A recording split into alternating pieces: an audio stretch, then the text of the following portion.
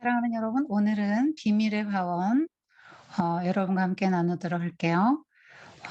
선생님이 영화를 어렵사리 구했어요. 선생님도 이걸 다운을 받고 돈 내고 이제 사는 건데 한글 자막이 있는 영화를 구하지 못했어요. 그래서 어 장면, 중요한 장면만 캡처했고요. 어 일단 전체적인 줄거리 영화로 본 다음에 그다음에 세부 주제로 들어갈게요.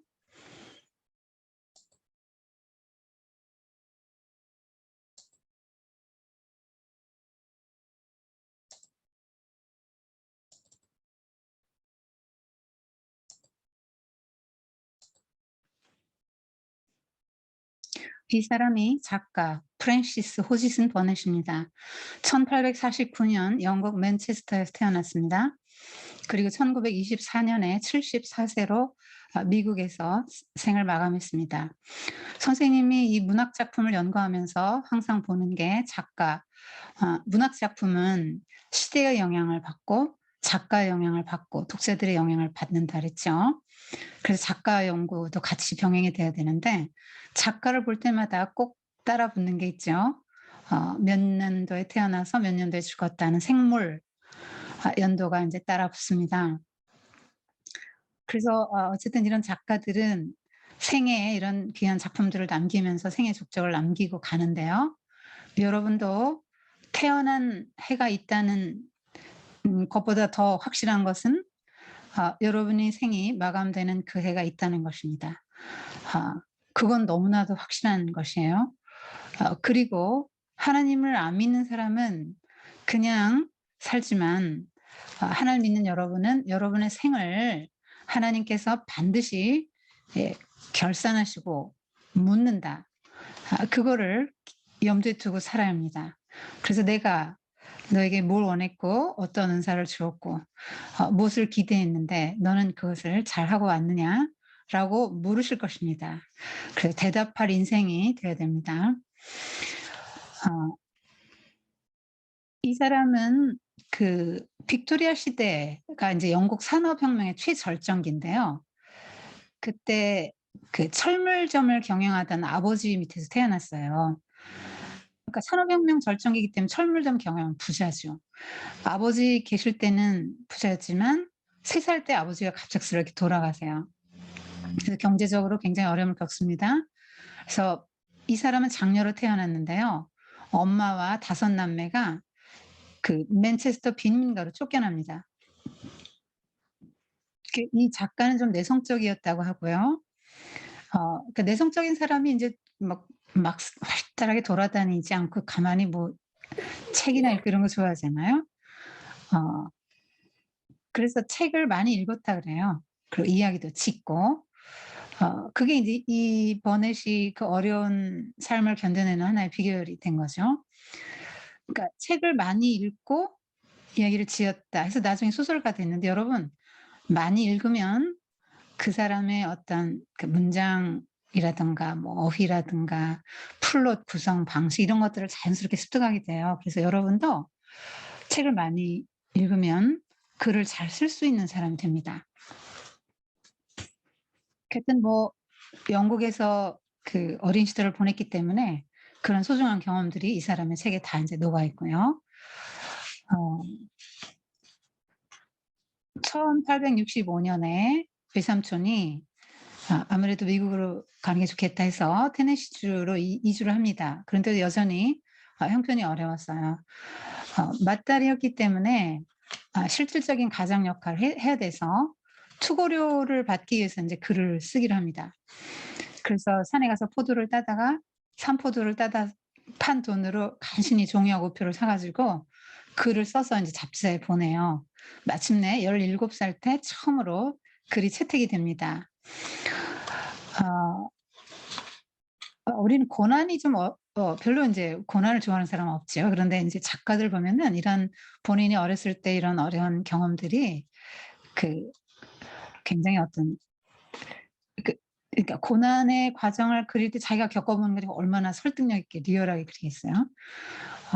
그리고 인제 어떤 통찰력도 인제 줍니다. 고생을 안 해본 사람하고 좀 다르죠, 뭔가는. 네. 그런데 미국으로 가서 그다음 해 어머니가 또 세상을 떠나셨어요. 그 내 동생의 생계를 책임지는 가장이 된 거예요.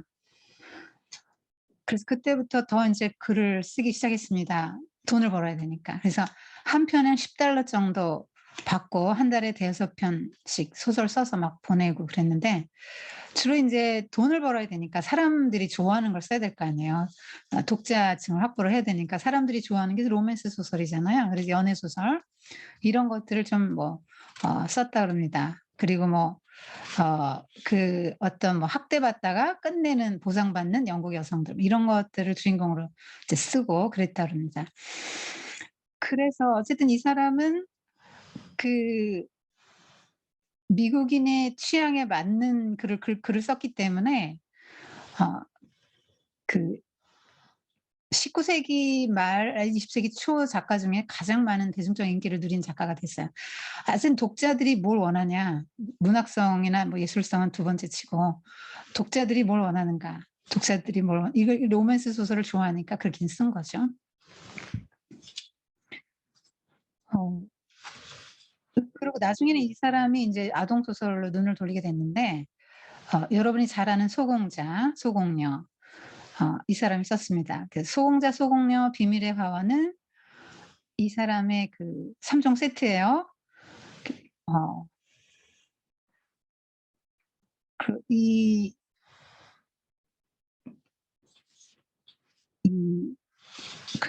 이 이 책은 비밀의 화원은 이 사람이 죽었을 때 왜 부고란에 신문에 부고 이렇게 실리잖아요. 누가 인제 어 "일명을 달리했습니다." 이러고 뜨잖아요. 신문에 이렇게 나오는데, 이 비밀의 화원은 거기 들어가지도 않았다 그래요. 왜냐면 그때 별로 인기가 없었기 때문에.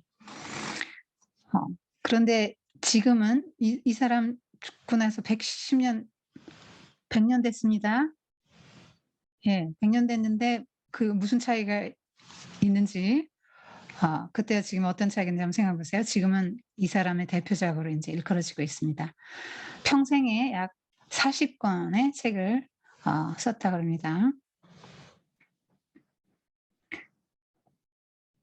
대부분이 소공자, 소공녀 비밀 이런 것들은 인제 소공자, 소공녀 이런 것들이 그 평범하게 살다가 우연히 귀족임을 알게 된다든지 이런 내용들이 이고요. 하여튼 동화들은 좀 이렇게 어 따뜻하고 감성이 풍부한 그런 특징을 갖고 있다랍니다. 어 이 비밀의 화원의 주인공은 소공자, 소공녀 말하자면 프린세스 이런 거 아니에요. 그런 아이가 아니고 쪼끔 얘는 굉장히 좀 반항적이기도 하고, 뭐 그 미셀 스와이트 장원에 가 가지고 막 100 개나 되는 방, 열어보지도 않은 방이 100 개나 되잖아요. 그런데 그런데도 막 가서 뒤져보고 울음소리가 나는데 '어디서 나지?' 하고 막 등불 들고 막 찾아보고 '비밀의 정원이 있다고?' 그러면서 막 비밀의 정원을 막 찾고 이런 거 보면은 꼭 무슨 모험 소설에 나오는 남자 소년 주인공 같잖아요. 조금 다른 주인공이 등장했어요. 보통 빅토리아 시대에는 아주 그 여성성이 풍부한 그 여주인공을 그리거든요. 순종적이고 다정다감하고 희생적이고 조용하고 이런 그런 인제 이 여성성이 풍부한 그런 주인공들 그런데 이게 좀 비밀의 화원은 주인공이 쪼끔 셉니다. 아 아 요 사람도 인제 같은 사람이에요. 이 사람은 어 이 사람이 이제 그림 그린 사람이죠. 타샤 튜더. 근데 이 사람은 칼데콧 명예상을 받은 사람이라 그럽니다. 이 사람은 또 매사추세츠 주 보스턴에서 태어났고요. 보스턴 뮤지엄 파인 아트 스쿨을 졸업했습니다. 역시 생물 연도가 따라 붙어요. 1915 년부터 2008 년도까지 이 세상에 생존했습니다. 어 어린이 책 사파를 많이 그렸고요. 주로 이제 이 사람이 지냈던 곳은 미국 뉴 잉글랜드 지방의 버몬트주 숲속 농가에서 인제 주로 살았는데 거기에 포도나무나 덩굴장미나 산새나 뭐 그런 게 항상 많았고 정원에는 산양 또 닭이 자유롭게 막 이렇게 뛰어놀던 곳이라고 합니다. 그래서 이런 자연 자연과 함께 살아가면서 굉장히 그런 뭐 전원 풍경 19 세기에 전원 풍경 뭐 꽃, 아이들, 동물 뭐 이렇게 여성스럽고 로맨틱한 고전풍의 그림을 그렸습니다. 선생님이 영화를 어 캡처했지만 그 뒤에 요 타샤 튜더의 그 그림도 같이 놨거든요. 쪼끔 색다른 느낌을 주니까 한번 비교해 보세요. 어 여러분 이미지는 되게 강렬한데요. 영화는 굉장히 강렬해요. 근데 이 그림이 주는 맛이 또 달라요. 칼데코 명예상까지 그림책의 최고상이 칼데코상이에요. 어 상을 받았기 때문에 뭔가는 이 사람이 작품성을 인정받은 거죠. 요 책이에요. 어 1910 년부터 1911 년까지 아메리칸 매거진이라는 잡지에 연재되던 소설이었어요. 어 자연을 가꾸고 사랑하는 모습, 또 친구들 특히 비밀의 화원의 문을 열죠, 이 아이가. 그리고 인제 그걸 가꾸죠. 그리고 콜린 사촌 콜린의 마음문도 열고 콜린의 방문도 열고 마음문도 열고 그를 세상 바깥으로 나오게 하죠. 그리고 슬픔 가득한 그 콜린에게 굉장히 용기를 주고 걷도록 도와주고 행복하게 기쁘게 만들어 주지요. 그러니까 본인도 그렇게 굉장히 처음에 콜린하고 비슷했잖아요. 아나무인의 버릇없고 고집불통이고 굉장히 병약하고 신경질적이고 이기적이고 똑같았어요, 콜린하고. 그런데 어 이 비밀의 화원을 찾고부터 콜린도 데리고 오고 디콘도 만나고 이러면서 이 변합니다. 입체적 인물이라고 하거든요. 처음부터 끝까지 인물이 성격이 안 변하면 평면적 인물이고 변하면 입체적 인물인데 입체적 인물은 재밌죠. 그리고 이게 긍정적으로 바뀌었잖아요, 처음과 끝이. 그래서 굉장히 사람들을 기분 좋게 해 줘요. 모두가 행복해지기 때문에 일단 힐링 동화라고나 할까? 그런 거죠. 그래서 여러분이 책을 왜 읽느냐? 작가 의도를 이해하기 위해서 읽는 거죠. 작가는 책을 쓰면 책에, 뭐 영화를 만들면 영화에, 감독이 인제 자기 메시지를 담아요. 뭔가는 하고 싶은 말이 있는 거예요. 근데 도대체 작가 의도를 어떻게 알아보는가? 처음과 끝을 비교해 보면 됩니다. 처음에는 어땠는데 끝에는 어떻게 됐어요? 결과가. 그럼 그 가운데 뭐가 있었습니까? 그러면 작가가 하고 싶은 말은 명확한 거죠. "처음엔 이랬지만 이러이러한 과정을 거쳐서 이렇게 되었다. 그러니까 너도 이렇게 해." 이렇게 말하는 거잖아요. 그래서 어 그것이 작가 의도를 좀 알 수 있게 해 줘요. 그러니까 뭐 거칠게 요약하자면 자연, 예, 또 뭐 친구, 어 또 운동 줄넘기도 하고 그랬죠. 예. 그런 것들이 인제 또 인제 음식도 맛있게 먹었잖아요. 일하고 배고프고 막 이러니까 또 어 맛있게 먹었죠. 그래서 그런 것들이 인제 "이 아이들의 건강을 되찾아 주었다."라고 인제 말하는 것이죠. 불행했던 아이 메리와 콜린이 행복해졌다 이 말이에요. 어 그러니까 이게 말하자면 문학이 말하는 구원이거든요. 불행했던 아이가 행복해졌잖아요. 그러니까 이런 것이 행복하게 한다라고 말하는 거예요. 황무지의 신선한 공기가 아름다운 자연, 뭐 정원에서 하는 일, 친구, 음식, 운동 뭐 이런 거를 이런 것이 인제 인간을 행복하게 해 준다라고 말하기 때문에 선생님이 이거 읽으면서 '이거 나무를 심은 사람하고 비슷한데?' 이런 생각이 들었습니다. 그러니까 외부 환경으로 인해서 사람이 변화될 수 있다고 말하는 거잖아요. 결국 또 이거는 물론 여러분이 뭐 정말 신선한 공기 마시고 아름다운 대자연 속에서 친구랑 놀고 맛있는 음식 먹고 운동하면 당연히 건강해지죠.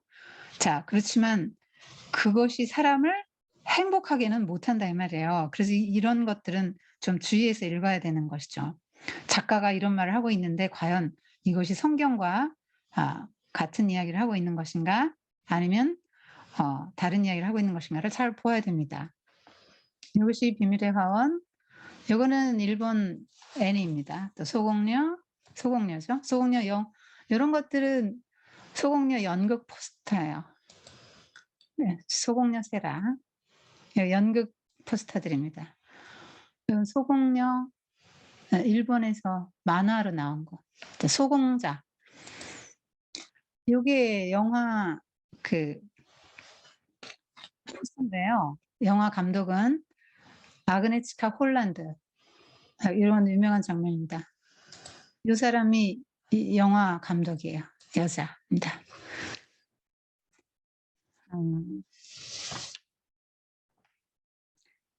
이게 첫 장면인데요. 영화의 첫 장면이에요. 메리입니다. 메리. 뭐 하고 있죠? 하녀 하나가 옷 이렇게 속옷 입혀주고 있고요. 메리는 가만히 서 있죠. 또 옷 하나 들고 서 있습니다. 인도에 간 영국 말하자면 고위직 공무원이죠. 고위직 공무원의 딸입니다. 네, 굉장히 부유한 가정이죠. 그리고 사회적 지위도 높습니다. 하여튼 인도가 영국 식민지였는데 거기 영국의 고위 관리로 갔기 때문에 얘는 고위직 부모 아래서 물질적으로 풍부한 생활을 하고 있지만 오히려 그런 것들이 이 아이를 스스로 아무것도 못하게 만들죠. 엄마입니다. 목걸이 보세요. 귀걸이 화장하고 머리 올리고 꾸미고 있습니다. 아름다운 옷을 입고. 엄마는 요 파티를 좋아해요. 그러니까 인도는 영국의 식민지였기 때문에 영국의 고위직 관리가 인도에 갔을 때 이들의 위치를 여러분 상상할 수 있겠죠. 이 사람은 늘 이런 파티를 열고 모임을 만듭니다. 이 부부는 이렇게 인도 고위직 사람들이 이렇게 오는 거죠. 코끼리 탔나 봐요. 코끼리 이렇게 뭐 술에 타고 옵니다. 코끼리 마차를 타고 오는 거죠. 이게 아빠예요. 그리고 이제 이 인도 고위직 영접하는 거죠. 어서 오시라고 악수 이렇게 영접하는 장면이에요. 선생님은 이 비밀의 화원 할 때 뭘 떠올렸냐면 금지된 화원이었잖아요. 금지된 정원이었기 때문에 에덴 동산을 떠올렸어요. 그래서 이 첫 장면부터 보면은 신라 권한 인생들의 그 허무함이 물씬 좀 드러납니다. 여러분은 그런 생각 안 들었겠죠? 지금 이런 파티 여는 것만 보이죠? 그런데 이게 왜 이 사람들이 이렇게 파티를 열고 사람들을 이렇게 날마다 파티를 열죠? 신라 권한 인생들은 어떻게든지 낙원을 회복하고 싶은 거예요. 복낙원. 그래서 행복해지고 싶은 거예요. 신라 관한 이후의 인생들은 결핍에 시달리잖아요. 행복하지가 않단 말이에요. 그래서 어떻게 하면 행복한가? 그래서 다양한 일들을 하는 거죠. 이 사람들도 신라 관한 인생들이죠. 아까 조금 전에 메리가 자기 힘으로 아무것도 못하고 게다가 그런 정도가 아니고 메리는 이 엄마 아빠가 이런 데 몰두하기 때문에 방치됐어요. 사랑을 전혀 받지 못합니다. 그리고 딸이라 쳐다보지도 않아요. 이렇게 사랑을 받지 못하고 그러니까 당연히 사랑도 할 줄도 모르고 어떤 부모와 자녀의 어떤 그런 교류를 감정의 교류를 경험하지 못합니다.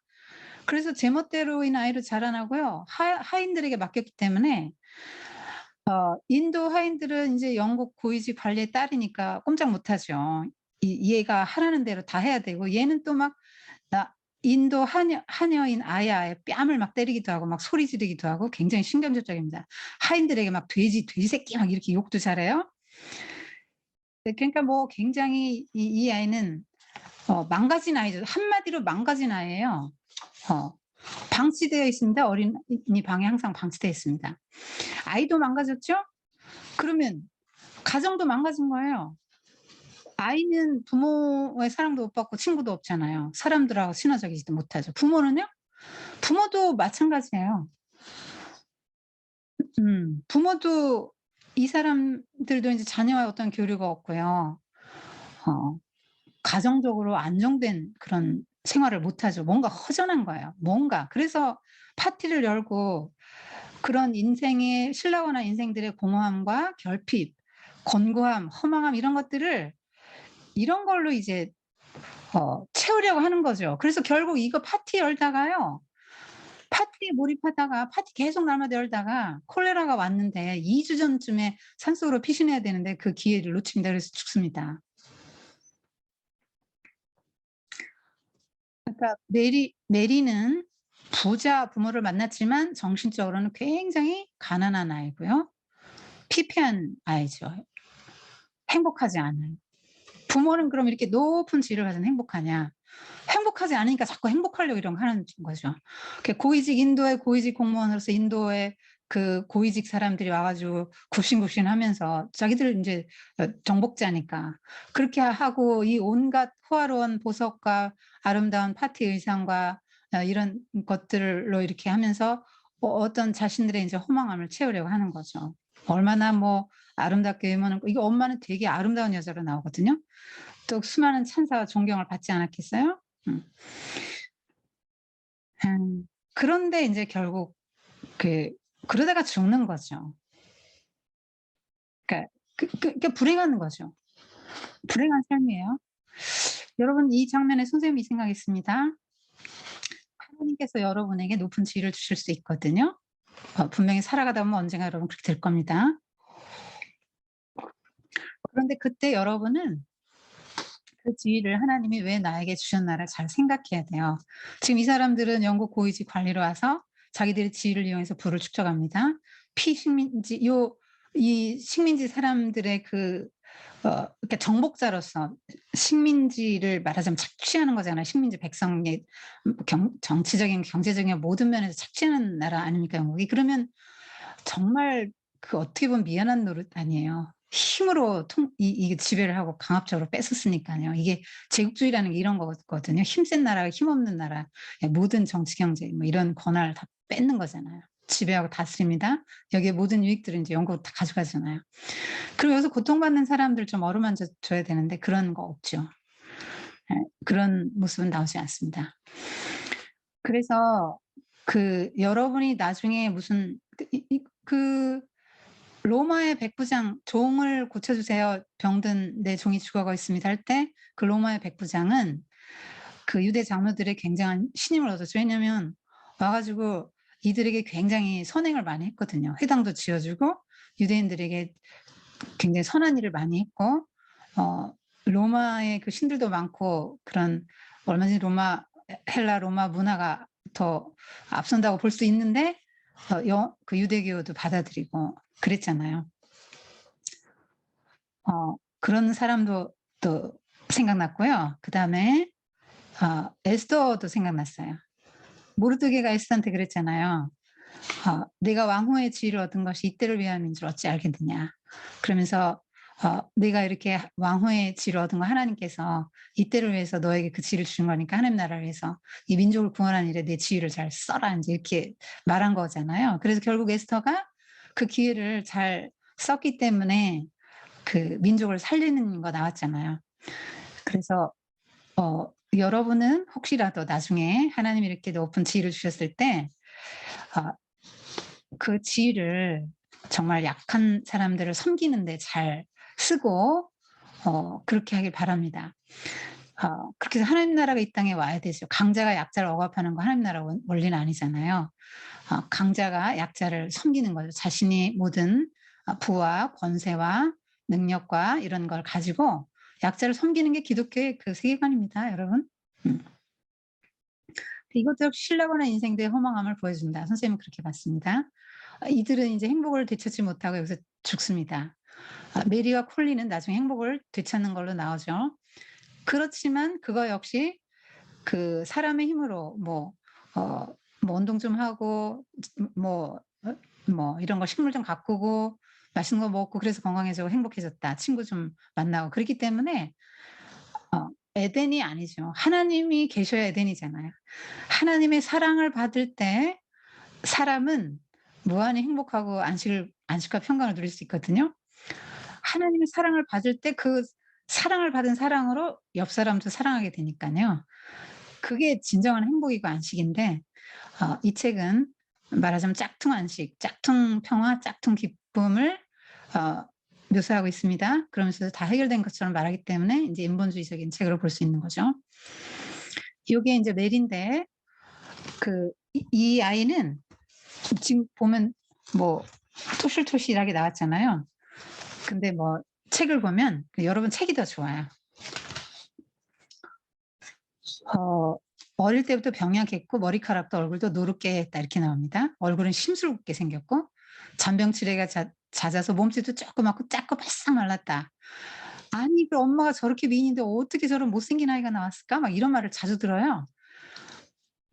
얘는 왜 콜레라 걸려서 엄마 아빠 다 죽고 하인 다 죽는데 왜 이 애만 살아남냐? 파티장에 있던 포도주를 못 모르고 먹었어요, 비스킷하고. 그러고는 애가 포도주를 처음 먹으니까 인제 깊이 잠들었죠. 지 어린이 방에 가 가지고. 거기서 인제 틀어박혀서 잠을 자고 일어나니깐 얘는 그래서 다 시체뿐인 집에서 얘만 하나 사는 거예요. 그러니까 얘는 아주 이 얼굴은 여기 지금 이렇게 토실토실하게 나오지만 여러분 요런 상상을 하면 안 됩니다. 아주 형편없이 마음도 몸도 피폐한 그런 아이를 상상해 보세요. 그리고 하인들이 말 안 들으면 얘가 막 욕도 하고 막 사납게 막 때리기도 하고 막 뺨도 때리잖아요. 그러니까 아주 6 살쯤에 얘는 폭군이라는 소리를 들을 정도로 어 그렇게 좀 성격이 안 좋았고요. 주인한테 혼날까 봐 하인들은 막 해 달라는 대로 그냥 막 다 해 주는 거예요. 어 그런 아이라서 6 살 때 인제 영국인 가정교사가 한 번 왔는데 나 도저히 못한다고 석 달 만에 인제 어 도망갔죠. 그리고 그다음 사람을 했는데 그 석 달도 안 돼 갖고 더 빨리 도망가고 이런 식으로 해 가지고 얘는 아무도 어떻게 감당할 수 없는 그런 아이로 메리는 그렇게 음 처음에 등장합니다. 요게 잘 안 보일 텐데 숨어 갖고 이렇게 바깥에 이렇게 보는 거죠. 아빠, 엄마 패티하는 거 보는 건데 영화는 이제 지진 나는 것처럼 그렇지만 콜레라로 인해서 다 죽습니다. 그리고 혼자 남아요. 그리고 잠깐 그 영국 목사님 가정에 며칠 있었는데 거기서 역시 적응 잘 못하고 애들하고 이렇게 좀 갈등을 겪다가 인제 고모부 크레이븐 백작 집으로 가게 됩니다. 그래서 혼자 이렇게 왔죠. 와서 기다립니다. 다른 사람들은 다 어른들이 와서 이렇게 마중 와서 가는데 마중을 안 와요. 한참 기다렸는데 나중에 이게 가정부가 옵니다. 그래서 따라서 갑니다. 요 가정부는 메들록 부인인데 하녀장이에요. 하녀장. 미스 엘스 화이트가 한 번도 사용하지 않은 방이 100 개가 넘는다 이러니까 어마어마하게 큰 집이죠. 대저택이죠. 거기에 하녀장이니까 나름대로 위치는 꽤 높은 사람이죠. 꽤 굉장히 딱딱하고 깐깐한 그런 사람으로 책에 나옵니다. 어 별로 메리는 이 메들록 부인이 마음에 안 들어요. 그래서 멀찍이 떨어져 앉죠. 그리고 이렇게 씁니다. 이렇게 인제 이렇게 생각을 해요. 교양 없는 혈색 좋은 얼굴에 품위 없는 모자를 쓰고 이제껏 본 사람 중에 제일 비위에 거슬린다 이렇게 썼어요. 제일 마음에 안 드는 사람이다 이렇게 했습니다. 메들록 부인도 메리 안 좋아해요.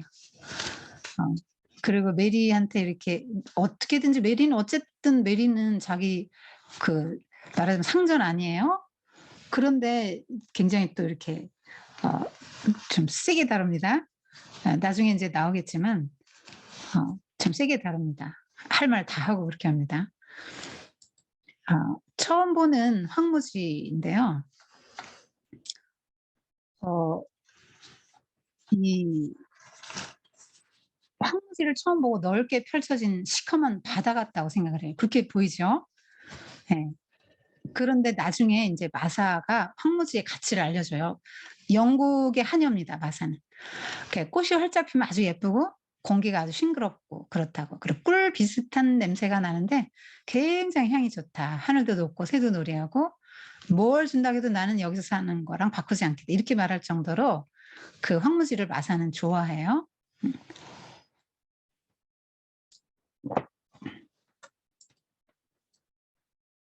자, 여기 미셀 스와이트 장원입니다. 지금 마차 타고 가는 겁니다. 처음 자요. 여기 코끼리 상아는 인제 인도에서 가지고 온 거죠. 밥을 가져옵니다. 그래서 이렇게 주는데 옷 옷을 지금 어 "누가 입혀 줄 거냐." 이렇게 말해요. 어 자, 이게 한 번도 얘는 자기가 스스로 해본 적이 없는 거예요. 자기가 인제 해 보려니까 너무 힘든 거예요. 신발도 신고 너무 힘든 거예요, 안 해 봐서. 걔는 돌아다니다가 얘는 비밀의 방을 하나 발견했어요. 그냥 얘가 굉장히 좀 호기심이 많은 애 느낌이 나죠. 이렇게 뭐 이렇게 무시무시해서라도 못 돌아다닐 텐데 이렇게 돌아다닙니다.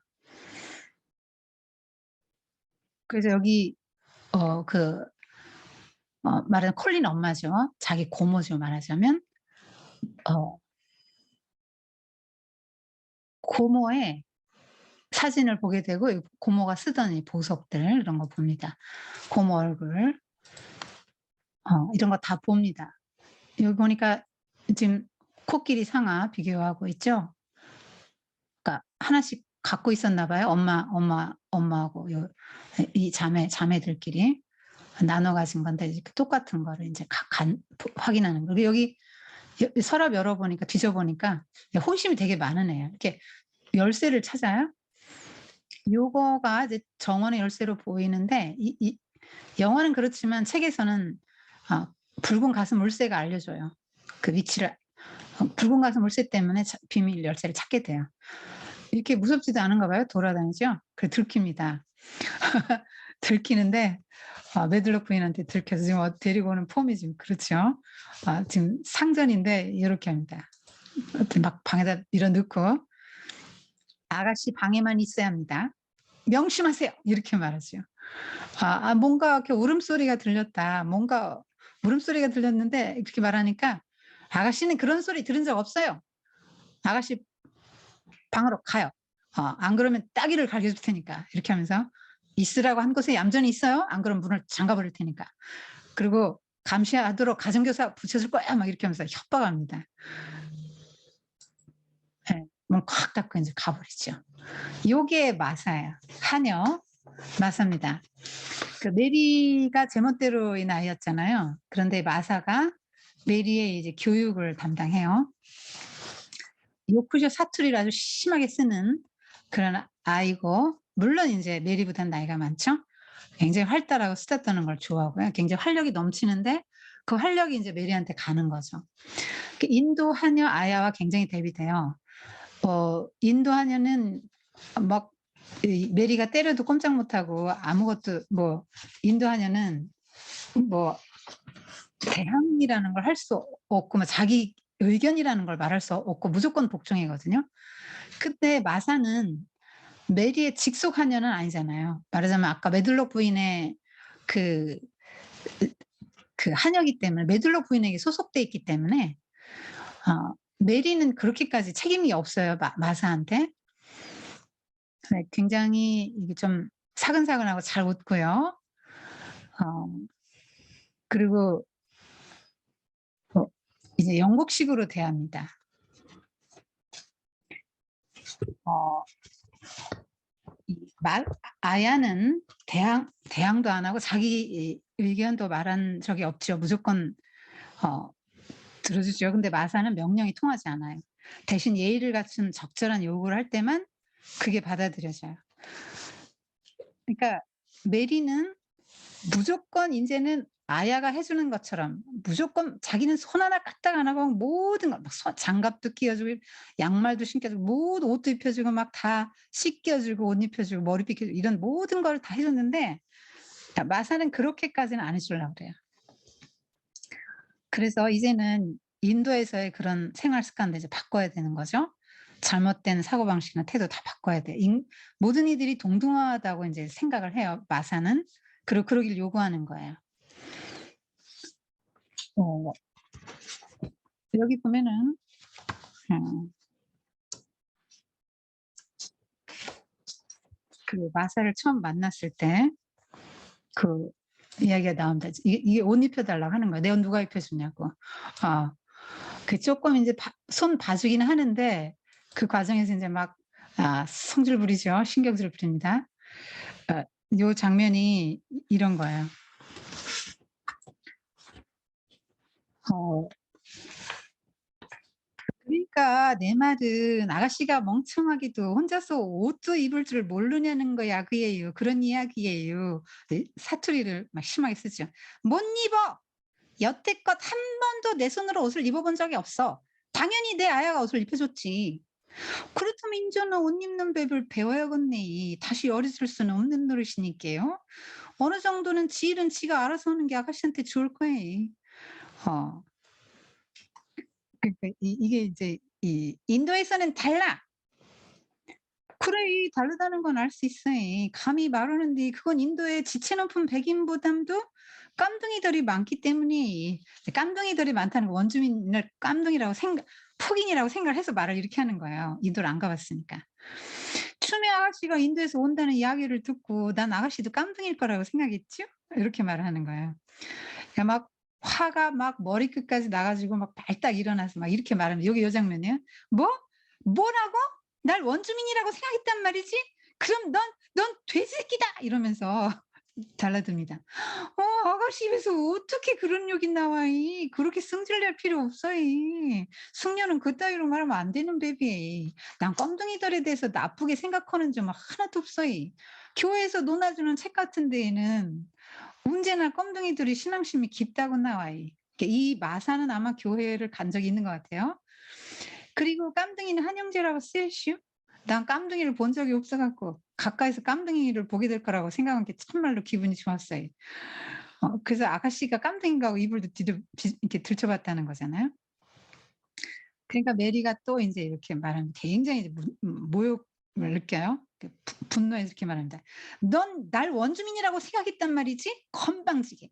원주민에 대해서 아무것도 모르는 게 원주민들은 사람이 아니야. 그것들은 너한테 살람은 뭐 이게 안녕하세요 뭐 이렇게 인사하는 건데 살람을 해야 하는 하인들이라고." 말을 플리즈하고 쩔쩔매는 거죠. "넌 인도에 대해서는 아무것도 몰라. 아는 거라고는 하나도 없는 주제에." 그러면서 화를 냅니다. 여러분 이 장면에서 선생님이 무슨 생각을 했냐면 요게 이제 말하자면 편견이죠. 이 얘는 6 살 그러니까 9 살 때까지 인도에 있었거든요. 그러면 알면 인도에 대해서 뭘 얼마나 알아요. 바깥 세계 경험도 많지 않은 아이가 인도에 대해서 알아봤자 하녀 뭐 하인들 몇 명 다뤄본 거 또 피상적으로 인도 쪼끔 본 거 이런 거잖아요. 그런데 자기는 막 다 인도 아는 것처럼 "넌 인도에 대해서는 아무것도 몰라. 아는 것도 하나도 없는 주제에." 이렇게 말합니다. 굉장히 인제 거만하죠, 이 메리는. 이 거만한 태도는 어디서 왔습니까? 그 부모님의 높은 신분, 영국의 그 위상에서 온 거죠. 제국 영국 대영 제국이라고 하잖아요. 그러니까 인도는 얼마나 하찮게 여기겠어요. 근데 어 그런 눈으로 보니까 '원주민들은 사람이 아니야.' 이렇게 말하는 거죠. 여러분 이런 생각은 하나님이 정말 제일 싫어하는 거 여러분이 아셔야 됩니다. 왜냐하면 여러분 국력을 가지고 사람을 평가하는 건 정말 하나님이 안 좋아하세요. 성경적이 아니에요. 우리나라가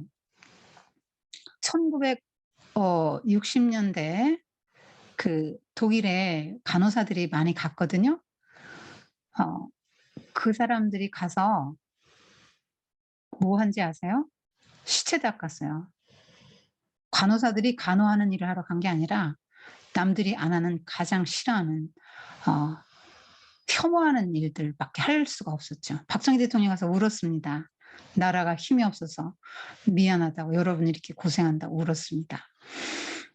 여러분 그렇게 우리나라도 그랬어요.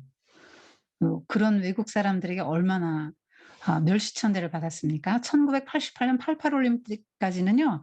코리아가 어디 붙었나도 모르고 한국 사람들은 오나가나 다 멸시천대 받았어요. 그랬는데 그런 우리나라가 지금 동남아나 이런 데서 노동자들이 오고 하면은 어떻게 대합니까? 우리나라가 쪼끔 잘 살게 됐다. 그것도 하느님의 은혜로 잘 살게 됐는데 쪼끔 잘 살게 됐다고 그 GDP 가지고 그쪽 사람들 얼마나 무시합니까? 그리고 노동자들 굉장히 많이 학대하잖아요.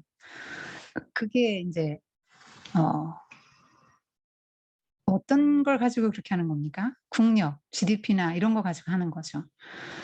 어 지금 뇌리의 사고방식, 원주민들은 사람이 아니야. 근데 이 마사는 "껌둥이들이 신앙심이 깊다고 나와 이." 그리고 "껌둥이는 한 형제라고 쓰여 있슈." 이러면서 자기는 어 한 형제라고 생각한다고 이렇게 말하잖아요. 오히려 마사는 성경에 더 가까운 생각을 하고 있는 거죠. 그래서 이렇게 막 달래줍니다. 어 어 달래주고 처음에는 "내 옷 누가 입혀 주는데!" 그렇게 말했을 때 "아이 어쩌면 지 혼자 옷 좀 입고 그래요. 드시창키는." 하고 나무랬지만 어 장갑도 막 끼워 달라고 그러고 다 뭐든지 해 달라고 양말 시켜 달라고 발레는 이런 식으로 하는데 이 처음엔 나무라지만 이렇게 돌봐줍니다. 다 이렇게 뭐 어 할 수 있게 도와줘요. 어 달래는 거지. 막 떼를 부리니까 달래주는 거 이렇게 옷 이게 팔 쫙 핀 건 빨리 옷 입히라 이거예요. 그래서 이렇게 도와줍니다. 이게 공업부예요. 뻑하면 어 여행을 갔다가 자기 맘대로 나갔다가 내키면 돌아와요. 뭐 돈 많으니까 왔다 갔다 해외여행 유럽으로 여행 다닙니다. 왜냐하면 그 아내 말하자면 콜린 엄마인데 릴리어스 크레이븐. 이 콜린 아버지 크레이븐의 아내 아치벌드 크레이븐인데요. 이 사람은 꼽사등이에요. 그런데 이제 백작이잖아요. 그래서 결혼을 아주 잘했습니다. 릴리어스 크레이븐. 그래서 처음에 콜린 엄마는 돈 때문에 어 저런 사람과 결혼했다는 오해도 받을 정도인데 하여튼 결혼해서 굉장히 행복하게 살았어요.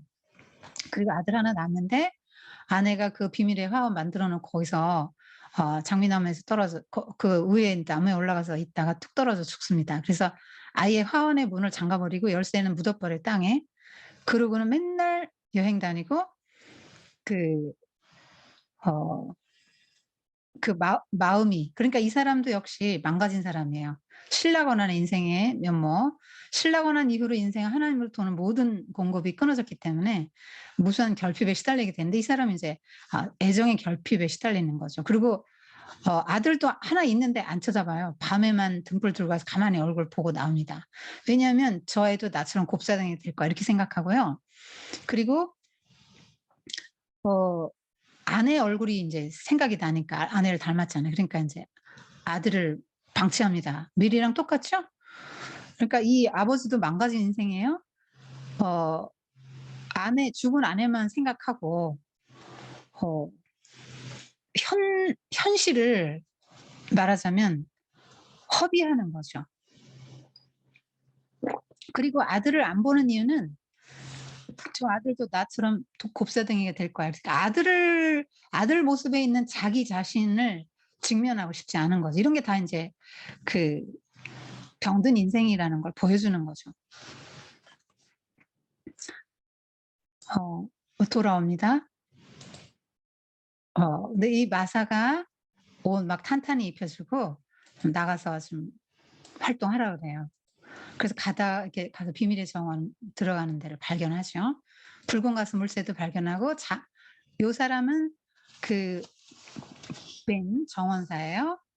어 정원사도 만납니다. 좀 무뚝뚝한 사람인데 그 크레이븐 백작 부인이 내가 돌아올 수 있게 되면 정원을 돌봐달라 이런 부탁을 했기 때문에 이 사람이 1 년에 한 번씩은 들어가서 사다리 타고 들어가서 정원을 손봅니다. 근데 인제 요 몇 년 사이에는 류머티즘 때문에 못 들어가서 인제 어 그 이 아이들이 들어가서 인제 가꾸게 되는 것이 나오죠. 요 붉은 가슴 울새는 그 인도자의 역할을 합니다. 우리 왜 사자마녀 입장에서도 그렇게 했죠. 이때 인제 디콘을 알게 되죠. 디콘은 누구냐면 12 살, 얘가 나이가 좀 많죠. 어 그 마사의 남동생이에요. 그 얘는 좀 되게 이렇게 동물들하고 얘기가 잘 통해요. 그 동물들의 심리를 잘 알고요. 그 막 죽어가는 동물들 뭐 새끼들 그런 거 주워다가 다 키웁니다. 살립니다. 그래서 이 친구가 많아요, 동물 친구가. 조랑말, 점프, 여우 캡틴, 까마귀 수트, 다람쥐 넛, 셀 이런 어 것들이 이제 디콘과 함께 지내 나중에 이제 어린 양도 하나 인제 어 죽어간 어린 양도 데려다 살리죠. 어 아주 굉장히 성품이 좋은 아이고 자연 친화적이고요. 얼굴은 잘생기진 않았지만 마음이 굉장히 착한 아이예요. 그래서 나중에 콜린이 메리랑 디콘이 사이좋게 지내는 걸 질투하거든요. 그래서 "나한테 왜 안 오고 디콘한테 가 가지고 정원에서 그 일만 하냐."고 화를 내니까 "디콘은 천사 같다." 이렇게 하면서 인제 싸우죠. 그 콜린하고 싸우는 장면 나오죠. 음. 어 하여튼 이 콜린도 디콘 만난 후엔 디콘을 좋아하게 돼요. 그러니까 얘가 굉장히 어떻게 보면 이렇게 성품이 되게 좋은 아이인 거죠. 그리고 신분제 사회이기 때문에 영국이 12 살 나이는 많지만 메리나 콜린에게 인제 경어를 씁니다. 존댓말을 쓰죠. 말 타고 다니고. 또 엄마 집에 한 달에 한 번씩 가요. 얘 마사 되게 착한 애예요. 그래서 엄마한테 가 가지고 엄마는 막 마사는 동생이 12 이나 되는데 한 달에 한 번씩 가 가지고 엄마 집 싹 치워 주고 동생들 막 맛있는 빵도 구워 주고 막 이런 거 그렇게 하고 옵니다. 근데 가서 인제 메리 얘기를 했더니 그 엄마가 "지금은 그 애는 가정교사가 필요한 게 아니고 대자연에서 이렇게 뛰어놀고 이렇게 운동을 하는 게 필요하다." 그렇게 하면 줄넘기를 없는 돈에 사 주죠. 물론 이제 마사 월급에서 쓴 거지만. 그래서 줄넘기 갖다 줘요. 줄넘기 이제 연습하면 쪼끔씩 건강해지게 됩니다. 여러분 운동하세요. 예. 운동하면 건강해져요. 이제 전인적인 건강까지는 아니고 몸은 최소한 더 건강해집니다. 그래서 벤 아저씨하고 같이 이야기하고 그래서 정원에 올세가 이제 정원으로 인도하죠. 올세 따라가요. 그래서 정원을 들어가게 됩니다. 가 보니까 이런 데인데요. 막 해치고 들어가 보죠. 그래 구근 이게 봄이라서 이렇게 뭐가 싹이 나는 걸 알게 돼요. 얘는 인도에는 뭐 봄이 따로 없잖아요. 늘 더운 데잖아요. 그래서 봄이 뭔지도 모르다가 이런 걸 알게 되는 거예요. 이 근에 나오죠. 아까 인제 그 사진 이따가 아까 그 사진도 있었고 여기 인제 또 이따가도 사진 나옵니다. 그래서 밥을 잘 먹어요. 일단 줄넘기도 하고 막 여기저기 돌아다니고 하다 보니까 처음에는 오트밀 갖다 줬는데 손가락으로 살짝 찍어 보고는 딱 밀어 놓고 안 먹거든요. 굉장히 뭐 맛있는 걸 갖다 줘서 안 먹고 그러던 애가 싹싹 맛있게 그냥 다 접시를 비웁니다. 그러면서 인제 마사랑 이런저런 또 이야기도 많이 나눠요. 비밀의 정원에 관한 이야기도 또 인제 나누고 그렇게 합니다. 또 콜린 이야기는 뭐 인제 비밀이고요. 이때까지만 해도. 어 얘는 인제 까마귀 이렇게 데리고 오죠. 항상 몸에 이렇게 붙이고 다녀요. 이제 만나서 둘이 친해집니다. 이렇게 얘들이 손을 이렇게 하고 막 새소리 내면 새가 응답해요. "자 너도 이리 와 보라고." 그래서 데리고 들어갑니다. 그러니까 칼로 이렇게 쪼개 보니까 여기 파랗잖아요. 살아있다. 근데 이 메리가 꿈을 꾸는 거예요. 엄마가 "이리 와 우리 애기." 하는데 뭐 사실 이렇게 하지도 않았죠. 인제 모성의 결핍을 말해주는 거야. 메리도 망가진 인생이니까. 모성애가 결핍돼 있기 때문에 애정 결핍이니까 항상 그 모성애를 갈구하지 않겠어요? 그래서 엄마 하고 가는데 엄마가 막 도망가요. 그래서 막 우는데 울다 보고 꿈을 깨보니까 이제 이런 데서 엎드려 자고 자기가 잠드는 거예요. 근데 어디서 우는 소리가 들려요. 그러니까 꿈에는 이 아이가 울었지만 깨보니까 누군가 울고 있는 거예요. 그래서 등불을 들고 갑니다. 가가지고 이 아이를 찾아내 콜린. 콜린도 망가진 인생이죠. 그 막 두꺼운 이런 휘장을 이렇게 검한 복도 제일 끝방에서 이렇게 폐쇄된 생활을 하는 아이예요. 그리고 밤마다 이제 울어요. 그러니까 이 엄마도 바로 돌아가셨죠. 자기 낳고 얼마 안 돼서 바로 남에서 떨어져 돌아가셨죠. 아버지는 얘 쳐다보지도 않죠.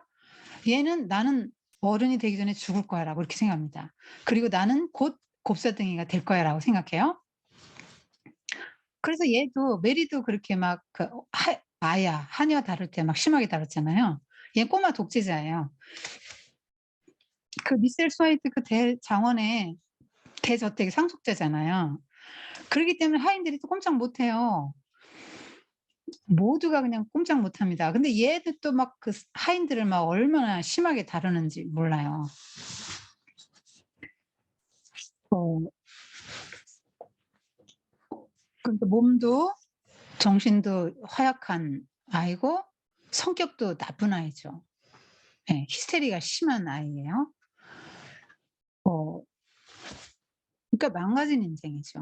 신라곤한 인생의 모습들을 보여주는 거죠. 자, 우리가 예수님 믿기 전 다 이런 거죠. 얘가 얼마나 교만하고 오만한지 한번 보세요. 어 그러니까 하인들을 다룰 때 요런 식으로 다룹니다. "모두가 나를 즐겁게 해 줄 의무가 있지." 뭐 이런 얘기를 몇 번이나 합니다. 그리고 자기 뜻대로 안 되면 막 히스테리를 부립니다. 그리고 이 아이 자신이 굉장히 고압적인 그런 태도를 갖고 있어서 한번 책 볼게요. 아까 디콘 하고 메리랑 일하느라고 콜린한테 못 갔었다 그랬죠. 그랬더니 이제 화가 난 거예요. "너 왜 안 왔냐?" 그러니까 "디콘이랑 뜰에서 일했어. 네가 나랑 이야기하러 오지 않고 그 자식하고 같이 있는다면 다시는 그 자식을 여기 오지 못하게 하겠어. 그러니까 네가 디콘 못 오게 하면 난 다시 여기 오지 않을 거야. 내가 오라면 와야 할걸? 난 그렇게 못해. 내가 오게 만들 거야. 하인들을 시켜서 널 질질 끌고 오라고 하겠어." 그렇게 말했어. 그 이게 사람을 다루는 방식이야. 그리고 어 이 아까 벤이 그 정원사잖아요. 말하자면 하인이죠. 그런데 이렇게 "내가 누군지 아나?" 이제 나중에 정원에서 만났을 때 이렇게 다루는 거예요. "내가 누군지 아느냐고! 대답해!" 이게 지금 콜린이 하는 소리예요. "대리님이 누구냐고." 알죠. 알죠. 도련님이 어머님의 눈을 꼭 닮은 눈으로 지를 쳐다보고 계시니까요. "대리님이 어떻게 여기까지 오셨는지 모르겠네. 대리님은 가엾기도 병신일 텐데." 막 이럽니다. 어 그때 뭐 이 벤 노인에게도 어 이렇게 말하죠. "아버지가 집에 안 계실 때는 내가 당신 주인이야. 그러니 내 말에 복종해. 여기는 내 뜰이야. 여기에 대해서 감히 한 마디라도 내뱉어서는 안 돼." 이렇게 말합니다. 이 꼬마 독재자죠. 뭐 하인들뿐 아니라 찾아온 의사한테도 함부로 대합니다. 이제 의사도 삼촌인데 함부로 대합니다. 어 그 이제 요 아이가 이제 메리를 만남으로써 마음의 문을 열고 그러니까 콜린의 방문 열고 콜린의 마음을 열어요. 콜린은 막 바깥에 나가는 거 싫어해요. 얘는 그 자기는 "바깥에 나가는 거 싫어한다." 이렇게 말합니다. 근데 이 메리가 그걸 인제 치유해 주는 거예요. 그래서 메리는 여러분이 성도로 한번 생각해 보세요. 그래서 자기 자신도 그랬었다가 나중엔 치유받았잖아요. 치유받아 가고 있는 중이잖아요. 그런데 다른 사람도 그렇게 될 수 있도록 인도하는 자죠. 콜린을 치유해 줬다는 점에서. 그래서 "너 유령이냐?" 뭐 이랬다가 "아니라고. 난 누구다." 그래서 너 몇 살이냐?" 10 살." 그래 우리 동갑이네." 그리고 서로 인제 사촌이라는 걸 알게 되죠. 그래서 이렇게 휘장도 열고 맨날 가둬 놨 이렇게 막 맨날 닫아 놓은 휘장 열고 엄마 초상화도 보여줍니다. 그리고 이렇게 하게요. 맨날 인제 디콘하고 여기 가꾸게 돼요. 구근이라고 하죠. 요런 거. 프리식물 가꾸게 됩니다. 얘 지금 굉장히 고압적이지 않아요? 태도가. 어. 뭐 하녀들이 막 쩔쩔맵니다. 이런 거 막 다 돌봐주고 하면서 쩔쩔맵니다. 근데 얘는 쩔쩔매지 않아요. 유일하게 메리는 쩔쩔매지 않고 할 말 다 합니다. 주인이 갑자기 나갔다 갑자기 오니까 막 정신을 못 차리고 그동안 한 번도 메리가 갔어도 본 적이 없어요. 만나지도 않아요. 관심도 없어요. 뭐 아들도 관심 없는데 뭐 관심 있겠어요? 그런데 그 마사의 엄마가 한번 메리 만나 주라고 이렇게 부탁을 합니다. 그래서 길에서 만나 부탁을 하기 때문에 인제 부릅니다. 그래서 와요. 그래서 "일로 오라." 해서 인제 가까이 가서 "뭘 원하냐?" 했을 때 그 땅을 좀 달라 그러죠. 땅을 그랬더니 뭐 "원하는 대로 하라." 인제 이렇게 말합니다. 디코는 항상 이렇게 동물을 데리고 나타나죠. 요게 꽃이 인제 여기 요런 데서 이렇게 싹이 나오는 거예요. 디콘하고 친해집니다. 얘는 그동안 친구가 없었잖아요. 근데 이렇게 성품 좋은 아이를 만나게 된 거예요. 그러니까 마사의 가족은 다 훌륭한 사람으로 나와요. 디콘과 마사와 마사 엄마, 마사 소오비 부인도 이 정말 훌륭한 사람으로 나와요. 여기는 지금 그 영국 세계 지도 퍼즐 맞추고 노는 건가 봐요. 어.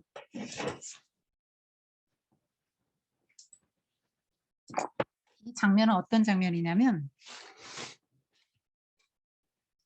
얘가 그 좀 거만하게 이렇게 거만하게 나오니까 이게 어느 장면인가 모르겠네. 선생님 찾아볼게요. 어 라자 얘기를 합니다. 그러면서 여기 의자에 딱 앉죠. 어 요 의자에 딱 앉아 가지고 라자 이야기를 하는데 음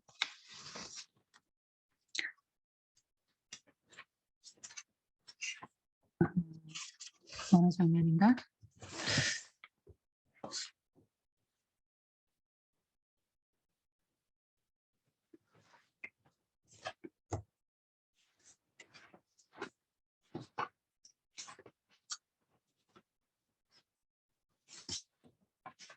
어쨌든 선생님이 지금 못 찾겠는데 그 라자가 인도의 그 어린 왕이거든요. 인도의 어린 왕인데 그 라자를 한번 봤다는 거예요, 메리가. 그런데 라자는 뭐 왕이니까 당연히 명령하죠. 그러면 신하들이 꼼짝 못하고 다 듣지 않아요? 그걸 봤다는 거예요. 뭐 라자는 막 온몸에 에메랄드에 뭐 왜 모든 보석들 막 다 걸치고 막 딱 권위 있게 앉아 가지고 명령을 하는데 그 신하들이 꼼짝 못 하더라. 근데 "너 꼭 라자 같다." 이렇게 말을 하는 거예요. 어 라자 같다고 말합니다. 그런데 이것도 어떻게 보면은 굉장히 뭐라 그럴까? 어 이율배반적이고 모순적인 거예요. 왜냐면 영국도 지금 영국 여왕한테 복종하잖아요. 영국 여왕이 한마디 하면 다 복종하지 않아요? 영국도 여왕한테 복종하면서 인도는 왜 복종하면 안 됩니까? 그게 무슨 태도죠? 어 그게 다 이제 영국 우월주의의 그런 사고방식을 가졌으니까. 인도의 왕은 어 그러면서 얘가 뭐라 하니 그 신하들이 말한 대로 아마 라자가 금방 다 죽였을 거라고 이렇게 말합니다. 근데 인도의 왕은 어 야만적인 왕으로 이렇게 생각을 하고 말도 그런 식으로 하는 거죠. 그러니까 우리도 이런 때 굉장히 많아요. 이렇게 또 대듭니다. 싸웁니다, 둘이. 또 얘는 자기 힘으로 할 수 있는 게 하나도 없고 또 아빠는 이렇게 밤에만 와서 보고요. 정원은 이렇게 아름답게 날마다 바뀝니다. 아름답죠? 요게 인제 나비, 애벌레 꽃이 나오는 장면이에요. 아름답게 변한 꼭 나무를 심은 사람하고 비슷하죠? 이렇게 그 아름다운 자연 속에서 아이들이 치유되고 회복된다. 자연의 힘에 대해서 말해 주고 있는 거예요. 이 작가 자신이 그 시골에 살 때 그 정원을 꾸몄는데 장미를 정말 이렇게 심었대요. 이런 식으로 정말 장원을 가꿔 놓고는 원래 오래된 과수원인데 거기에 인제 장미 가득 심어서 이렇게 비밀의 화원도 똑같이 꾸며 놨대요. 그렇게 해서 그 로즈 가든이라고 이름도 짓고요. 그 버넷이 살던 그 집 로즈 가든이라고 하고 거기에서 아이디어 얻어 가지고 이렇게 한 거예요. 거기서 진짜 붉은 가슴 물새도 사귀었대요. 손바닥에 빵 부스러기 놓으며 와서 먹고 그랬다 그럽니다. 자연의 힘에 대해서 이렇게 써 주고 있는 거지. 이런 자연이 소생하잖아요. 만물이 소생하잖아요, 봄에. 그러면서 아이들도 에너지를 받고 소생하는 걸로다. 그래서 자연의 힘이 위대한 걸로 그려집니다. 여러분, 여기서 여러분이 '맞아. 그렇지.' 그렇게 생각할 수도 있지만 잘 보세요. 여러분, 자연이 이렇게 인간을 치유하는 거 맞아요. 분명히 있어요. 그렇지만 사람이 병이 낫고 뭐 못 걷던 애가 걷고 병이 낫고 그의 내면이 치유되고 정말 새로운 사람으로 바뀌는 거는 하나님이 하시는 일이에요. 자연의 힘과 하나님을 비교할 수는 없는 거예요, 여러분. 이렇게 아름다운 이 울새는 이 자기 둥지 만들려고 이렇게 하죠. 어 콜린이 이 저기 디콘이 말 타고 가죠. 문 열어서 콜린에게 보여줍니다. 보여주고 문을 활짝 열어요. 근데 아 바깥을 좀 보라고 햇빛 들어오게 해서 얘는 맨날 이 커튼 치고 살거든요. 어 근데 활짝 열어 줍니다. 그러니까 막 눈이 부셔서 이렇게 하죠. 어 바깥에 또 가서 말도 타고 옵니다. 근데 얘가 또 히스테리 인제 부리는 상황인데 인제 뭐 감당이 안 되니까 마사가 인제 걔한테 좀 가 보라 그렇게 합니다. 이 장면에서도 어 이 왜 이러냐면은 콜린이 그동안 히스테리 부릴 때마다 하인들이 꼼짝 못 했잖아요. 근데 메리만 그냥 얘 앞에서 할 말 다 하고 그런단 말이에요. 그리고 디콘하고 놀았다고 막 삐쳐 가지고 그것 때문에 또 싸웠잖아요. 지금 싸운 상황인데 고모부한테 또 선물 받고 마음이 쪼끔 풀어진 상황에서 마사가 와서 "큰일 났다."고 저렇게 지금 소리 지르고 난리다." 그렇게 말합니다. 그래서 인제 달려가죠. 안 가려고 하다가 가 가지고 인제 말합니다. 그러니까 막 소리 지르고 난리가 난 거죠, 콜린이. 어 근데 메리가 이렇게 합니다. "그쳐. 그만두란 말이야. 내가 미워 죽겠어. 모두들 널 싫어해. 사람들이 내가 이 집에서 나가 소리 지르다 죽게 내버려 두었으면 좋겠어. 넌 조금만 있으면 소리 지르다 죽게 될 거고 난 내가 죽어버렸으면 좋겠어." 이런 말을 합니다. 얼마나 충격적인 소리겠어요. 그런데 평생에 이런 소리 한 번도 안 들어본 아이예요. 그리고 막 더 화가 나 가지고 막 어쩔 줄을 모르는 겁니다. 메리가 인제 또 소리를 지릅니다. "네가 또 한 번만 그렇게 소리 지르면 나도 계속 소리 지르겠다고. 난 너보다 더 크게 소리 지를 수 있다고. 그러면 너도 겁날 거라고." 이렇게 말합니다. 그 "난 이렇게 그만둘 수가 없어. 난 못해." 그러니까 "넌 할 수 있어. 너를 괴롭히는 것의 절반은 히스테리하고 네 성깔머리야." 이렇게 말합니다. 그러니까 콜린이 또 막 울어요. "나 혹을 만졌어. 내 등이 곱살등이 되는 거라고. 그다음엔 죽는 거야." 뭐 이렇게 말합니다. 그러니까 메리가 또 막 반박하죠. "넌 혹을 만진 적이 없어. 어 그건 그냥 히스테리 혹일 뿐이야." 이렇게 말하고 "돌아 누워 봐. 내가 만져볼 테니까." 그러면서 메리가 인제 간호사를 불러요. 어 얘는 이 가서 직접 이렇게 옷을 벗기는 걸로 나오시면은 간호사가 와서 인제 봅니다. 그래서 메들록 부인 다 와서 이렇게 봅니다. 그래서 메리가 보겠다고 하니까 이렇게 "그럼 보라고." 이렇게 했는데 보니까 아무것도 없잖아요. "혹 없다. 핀만한 혹도 없다. 너 뼈마디만 있다. 네가 말라서 그런 거라고. 어 한 번만 더 혹이 있다가 나 웃을 거라고." 그런데 지금까지 아무도 이렇게 말해 준 사람이 없는 거예요.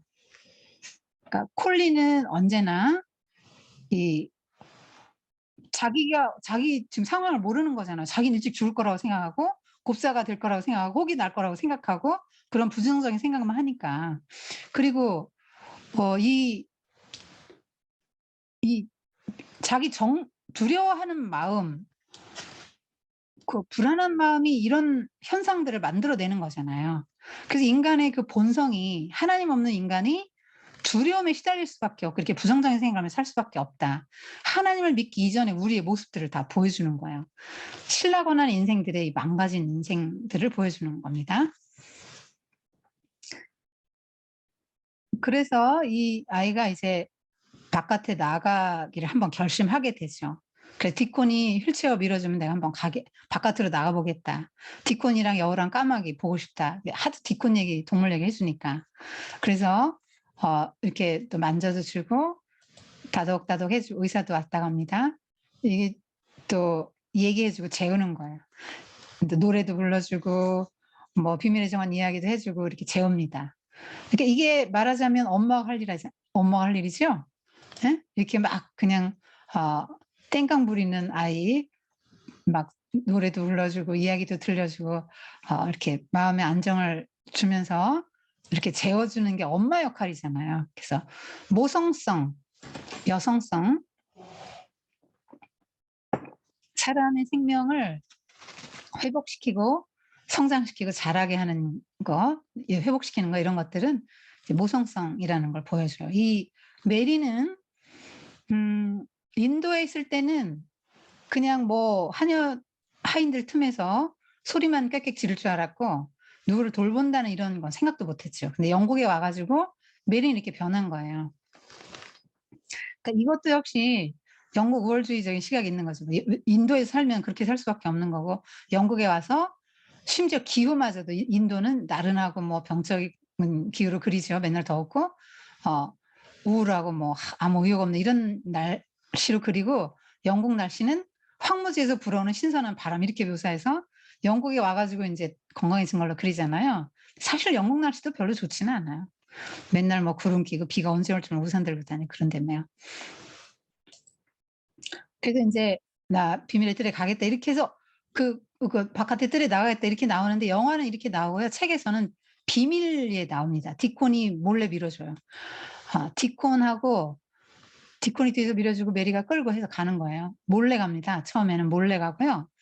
몰래 가서 어 들어오라고 이렇게 문 따줍니다. 이런 걸 이렇게 다 보여줍니다. "눈 떠 봐. 눈 감아 봐. 눈 떠 봐." 그래서 이런 걸 보는데 얼마나 기분이 좋겠어요. 정말 이것은요. 무엇을 보여줍니까 여러분? 원래 에덴을 보여주는 거죠. 신라원하기 전에 범죄하고 하기 전에 쫓겨나기 전에 에덴은 이렇게 아름다웠을 거예요. 그래서 아름다운 자연만 보면 회복되냐 그렇지 않아요. 하나님이 계셨다 그랬죠. 하나님이 계셨고 모든 걸 보호해 주셨고 축복해 주셨고 공급해 주셨고 사랑해 주셨다는 거죠. 하나님은 기쁨이시잖아요. 기쁨도 나눠 주시고. 항상 하나님이 이렇게 사랑을 나눠 주셨기 때문에 사랑받는 기쁨이 있었고 그래서 에덴이 기쁨이라는 뜻이에요. 어 그래서 여기서 이제 이렇게 놀고 같이 막 벌써 새끼 낳죠. 벤 아저씨도 같이 만나게 됩니다. 어 그리고 여기서 아까 그 장면이 나와요. 아까 선생님이 말해 줬죠? 어 "아버지 없는 동안은 내가 이 집 주인이라." 그러면서 어 막 하인들한테 몹시 다르죠. 그러면서 이 벤이 어떤 역할을 하냐면요. 벤은 그 도련님이 "병신이 아니냐." 이렇게 말하거든요. "어떻게 여기까지 왔냐. 대리님 가엾게도 병신일 텐데." 이렇게 말합니다. "난 병신이 아니야. 아니라고." 이렇게 말해요. 그러면서 "대리님 그럼 등이 굽지 않았쇼?" "아니야." "다리는 굽지 않았쇼?" "아니야." 이렇게 말합니다. 그러면서 디콘 빨리 와서 일리 오라고 나를 붙들으라고 이렇게 말합니다. 그리고 디콘이 부축하면서 이제 일어납니다. "날 봐! 날 보라고! 당신 말이야! 날 보라니까!" 이러면서 이제 그 벤한테 소리 지릅니다. 그러면서 아까 아버지가 안 계실 땐 내가 이제 주인이라고 내 말에 복종하라고 여기 내 뜰이니까 한마디라도 감히 한마디라도 나비쳐서는 안 돼 막 이런 식으로 다루지요. 그렇지만 벤의 역할은 얘를 발끈하게 만드는 역할은 하죠. 병신이라는 단어를 썼기 때문에 "난 병신 아니야." 막 이러면서 일어나는. 그래서 얘가 드디어 일어나고 인제 놀라죠. 이제 연습합니다. 항상 와서 여기서 이 어린 양은 이 디콘이 살린 거예요, 죽어간 어린 양. 이제 걸음 연습하는 거예요. 음. 그리고 이제 그 사진 갖다가 보여줍니다. 엄마 방에 가 가지고 사진 갖다 이렇게 보여줘요. 엄마. 이건 영화에서만 있는 얘기예요. 얘는 책에 보면은 영화는 이제 거기 다 하인들 알게 간 걸로 나왔잖아요, 계단 내려. 근데 책에서는 몰래 갑니다. 그래서 비밀의 화원을 몰래 자기들만의 어떤 비밀 공간이라는 그 비밀을 공유한다는 기쁨과 즐거움이 또 있고요. 그리고 어 여전히 못 걷는 신용을 합니다. 그렇게 하면서 진수성찬 차려다 줘도 안 먹어요. 근데 그 마사 소업이 그러니까 마사 엄마가 인제 디콘의 손에 맨날 들려 보내줍니다. 신선한 우유, 따끈따끈한 뭐 무슨 롤빵 이런 것들 막 구워 가지고 보내고 그래서 얘네들이 뭐 구운 계란 이런 거 먹으면서 살이 쪄요. 얘네들이 건강해집니다. 그 그래서 지금 못 움직이는 것처럼 하는 거예요. 음. 다 시켜 주고 막 그렇게 합니다.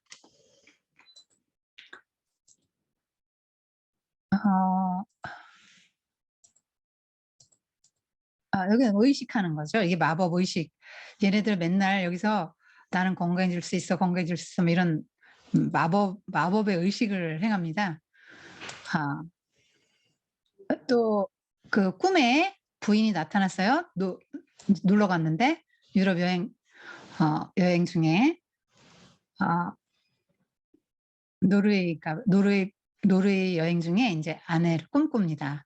그래서 어 돌아와요. 마침 또 마사 소어비 부인이 "집에 좀 꼭 오면 좋겠다." 왜냐면 콜린이 이제 걷는 걸 알게 됐기 때문에 집에 오라고 편지를 보냅니다. 그래서 편지 받고 돌아와요. 막 주인이 갑자기 오니까 난리가 났죠. 네, 등에 아무것도 없는 걸로 나오잖아요, 주인이. 근데 곱사입니다. 꼽추로 나와요, 책에는. 그래서 콜린이 "어디 갔냐?" 뭐 이래 찾아도 없어요. 엄마 초상화는 있고. 그래서 찾으러 이제 마사가 "정원에 있다." 이렇게 알려주니까 갑니다. 가는데 아들이 오죠. 아 그래서 만납니다. 이 책에는 얘네들하고 달리기 시합하다가 만나는 걸로 나오는데 여기서는 이렇게 눈 가리고 어 찾는 어디 숨었나 찾는 뭐 이런 거 하다가 만나는 걸로 나오는데 아빠 만나요. 그리고 감격적인 이제 어 만남을 갖습니다. 울죠. 디콘이 울어요. 예. 그 아빠도 이제 정원에 들어옵니다. 이게 뭘 말하냐면 문 닫고 잠궈 놨었잖아요. 한 번도 들어오지 않았잖아요. 10년 동안 안 들어왔거든요. 근데 여기를 들어왔다는 얘기는 아빠 마음도 회복이 됐다는 거예요. 콜린이 나았기 때문에 아빠 마음도 회복되고 치유가 됐다. 이렇게 말하는 거예요. 근데 사실은 이 크레이븐의 상처는 사랑하는 아내가 없는 거잖아요. 자녀 문제도 있지만 자녀 문제는 됐지만 사랑하는 아내가 없기 때문에 이렇게 폐쇄하고 막 외부로 도는 것 아니에요. 그런데 아내가 없는데도 이게 회복되는 걸로 그렸기 때문에 이게 좀 그런 거죠. 어 이 정원의 힘, 자연의 힘이 그렇게 크다라고 인제 묘사를 하고 있는 거죠. 그 아빠랑 인제 회복이 됩니다. 관계 회복이 되는 거죠. 이거는 뭐 영화에만 나오는 장면이고요. 음.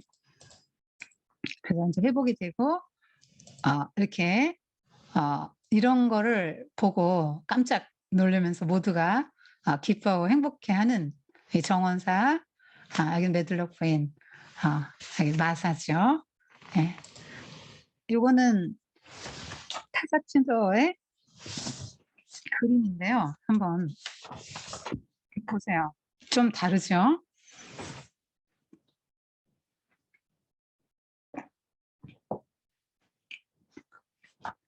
영화에서는 막 바짝 마른 애가 토실토실하게 이렇게 그려지진 않았고요. 처음에 이렇게 바짝 마른 애가 나중에 이쁘게 인제 그려집니다. 근데 영국 목사님 집에 잠깐 갔을 때 그 아들을 막 놀리는 거예요. 별명이 뭡니까? 청개구리 메리 아가씨입니다. 이 눈 보세요. 눈빛 보세요. 다 느껴지게 그려 놨죠? 이렇게 메들록 부인을 요런 식으로 뚱뚱하고 뭐 잘 먹는 이렇게 깐깐한 여기 지금 노려보고 있잖아요, 바짝 마른 얼굴로. 별로 안 좋은 게 인제 그래서 여기 마사입니다. 굉장히 이렇게 어 얼굴도 동글동글하면서 성격 좋게 그려 놨죠? 울음소리가 들린다. 이렇게 봐 다 아니라고 아무것도 아니라고 뭐 하인이 우는 소리라고 이런 식으로 말하죠. 그러니까 아이가 울고 있었다고 계속 찾으러 다닙니다. 뜰의 열쇠는 이 책이 더 이렇게 사실적이죠, 영어보다. 이 붉은 가슴 물새가 알려줘요. 그래서 거기 가서 뭐가 삐쭉 나와서 보니까 파보니까 그게 인제 묻혀 있었던 거죠. 문이 열립니다. 어 여러분 이게 성도가 할 일이에요. 메리는 성도의 그 훌륭한 면모를 하나 보여주는데 어 마음이 닫힌 그 사람을 마음의 문을 주는 역할을 하죠. 이렇게 화원의 문도 열고 콜린의 마음의 문도 열고 콜린의 방문도 열고 화원도 아름답게 바꾸고 심지어 크레이븐 고모부까지도 바꾸는 그런 영향력 있는 사람으로 그려지죠. 네, 디콘입니다. 디콘은 이렇게 동물들하고 피리도 불고 얘는 지식이 없기 때문에 그림으로 소통하는 애가 나오죠. 그래서 사투리를 심하게 쓰고요. 메리도 사투리 흉내내고 하면서 둘이 친해집니다. 그러니까 권위적인 언어는 영어고요. 인도어는 권위가 없는 언어고 디콘이 사용하는 그림 언어도 권위는 없죠. 그런데 얘 또 사투리로 말을 하고요. 그리고 메리는 그 사투리를 흉내내면서 둘이 또 친밀해지는 경험도 합니다. 땅을 조금 가질 수 있을까요? 또 권하죠. 요 콜린 만납니다. 콜린 만나는 장면이고요. 요크셔 어린 독재자 이렇게 인제 표현하고 있죠. 모두가 나를 즐겁게 해 줘야 돼. 그럴 의무가 다 있지 이렇게 말합니다. 나중에 이 메리에게 이 마사가 그 어떤 그러니까 콜린이 메리하고 바깥으로 나오게 된 과정에서 이 마사가 개입된 거를 메들록 부인이 알면 마사는 당장에 쫓겨난다. 그래서 "나는 이 직장에서 잘릴 수 있다."고 마사가 이렇게 굉장히 걱정을 하니까 막 그 이 콜린이 마사 데려다가 안심을 시켜주는 장면에서 "마사 너는 나를 즐겁게 해 줄 의무가 있지? 그러니까 메들록도 나를 즐겁게 해 줄 의무가 있지?" 뭐 이러면서 "그렇다면 그런 걱정하지 않아도 된다. 내가 메들록을 당장에 만약에 너가 그렇게 될 상황이면 내가 메들록을 당장에 쫓아내겠다." 이렇게 말합니다. 그러니까 어린 독재자라 표현하죠. 어 같이 뭐 책도 보고 이렇게 하면 점점 이 디콘하고 같이 가꾸는 장면이죠. 계속 안 나가려고 하는데요. 아 또 성깔 부릴 때도 다 또 남들이 못하는 소리를 메리가 해 주죠. 자신을 직면하도록 도와주죠. 그리고 그러한 부정적인 생각에서 갇혀 있지 않고 나올 수 있도록 도와줍니다. 메리는 정말 훌륭한 성도의 모습을 보여주고 있어요. 어 아까 디콘이 처음 나타났을 때 영화에는 안 나타나지만 이런 걸 연출할 수가 없으니까 못 했겠죠, 영화에서는. 근데 얘는 이렇게 다람쥐 2마리, 까마귀, 새끼양 안고 여우 이렇게 데리고 나타나는 장면이 책에는 이렇게 나옵니다. 마사 동생 데리고 이렇게 디콘 데리고 옵니다. 그래서 셋이 친해지게 되죠. 이렇게 휠체어 밀고 그러면서 인제 바깥 바람을 쐬 줍니다. 이건 벤이고요. 같이 벤도 인제 함께 이런 걸 신고 가꿉니다. 근데 여기 마법이라고 나오거든요. 이 아이가 그 다 낫게 된 거를 본인은 뭐라고 하냐면 콜린은 마법이라고 그래요. 근데 연극놀이는 뭐냐면 얘네들이 바깥에 나와서 이제 굉장히 이 마사 수호비 부인이에요. 여기는 마사 수호비 부인은 마사의 엄마인데 마사 동생이 12명이라 그랬죠. 굉장히 성품 좋은 사람으로 나오고 현명하고 지혜로운 사람으로 나옵니다. 이 마사 수호비 부인의 충고로 인해서 나중에 이 크레이븐이 말하자면 메리도 만나고 또 메리를 좀 돌봐주게 되는 그런 게 되죠.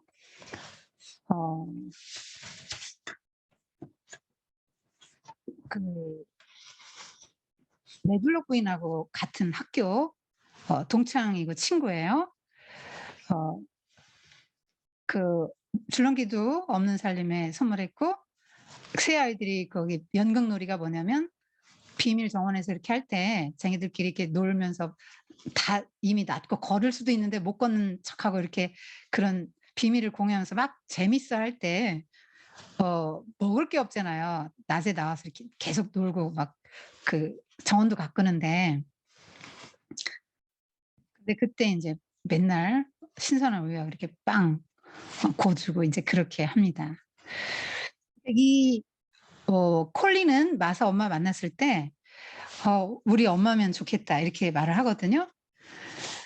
그러니까 굉장히 이 엄마는 따뜻한 성품, 현명하고 지혜롭고 그래서 이 메리도 굉장히 수호비 부인 만나는 거 원하고 콜린도 내 엄마였으면 좋겠어요 이렇게 말하잖아요.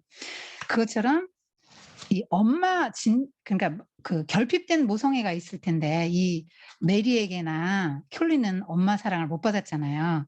그래서 어떤 대체적인 모성을 이제 이 수호비 부인이 갖고 있는 거죠. 사람들이 다 좋아해요. 그리고 결국은 이 수호비 부인의 지혜로운 조언 때문에 어떻게 되면 메리도 건강해진 거죠. 줄넘기 사주고 지금은 가정교사가 중요한 게 아니다. 일단 몸이 튼튼해져야 한다. 이제 이걸 먼저 말해줬던 거죠. 이제 의사, 말하자면 아빠의 동생입니다. 콜린의 아빠의 동생, 삼촌인데 콜린이 건강해지면 자기가 말하자면 이걸 못 물려받는데도 건강한 걸 기뻐해 줍니다. 콜린이 아프면은 이 사람이 결국은 콜린 아빠 돌아가신 이 사람이 물려받을 거잖아요.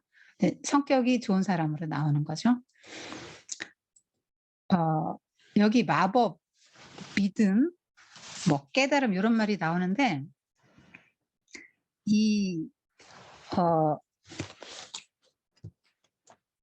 콜린은 자기가 낳은 거를 마법이라고 생각해요.